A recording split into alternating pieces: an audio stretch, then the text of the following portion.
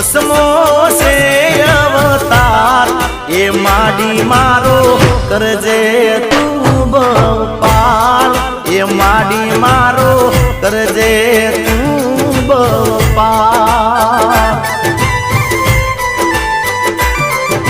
હે માડી હરખે આરતી ઉતારું આજ હે માડી મારી રાખજે તું માલા